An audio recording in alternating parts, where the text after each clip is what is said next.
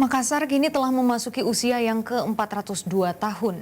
Di usianya yang tidak lagi muda ini, Makassar telah mengalami perkembangan yang begitu pesat. Berbagai kemajuan telah diraih kota Makassar, namun tak sedikit pula permasalahan yang tak mampu diselesaikan dengan baik. Salah satunya persoalan sampah. Puncak perayaan Hari Jadi Kota Makassar akan digelar 9 November 2019. Tahun ini Makassar genap memasuki usia yang ke-412 tahun. Di usianya yang sudah mencapai 4 abad ini, berbagai kemajuan telah dicapai oleh kota Dayeng ini. Meski demikian, tak sedikit pula permasalahan yang tak mampu diselesaikan. Salah satunya persoalan sampah. Persoalan sampah di kota Makassar merupakan salah satu permasalahan yang hingga kini belum tertangani dengan baik. Bahkan Makassar masuk sebagai salah satu kota penghasil sampah terbesar di Indonesia.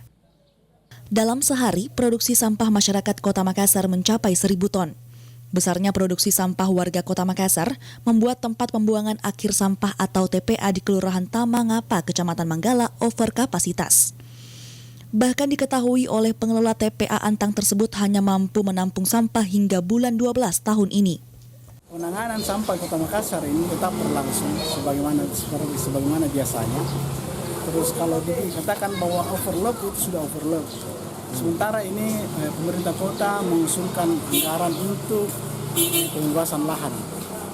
Ada beberapa lahan yang kami ingin bebaskan supaya TPA ini bisa dialihkan lagi kembali pembuangan ke sana.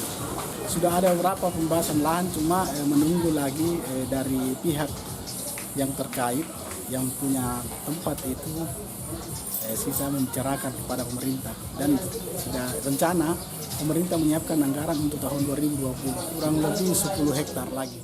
Pihak pengelola TPA Antang menyebutkan pihaknya saat ini menanti adanya penambahan lahan dari Pemkot Makassar.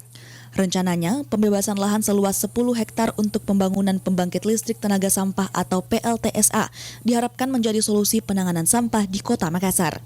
Dian Cahyadi, Celebes TV.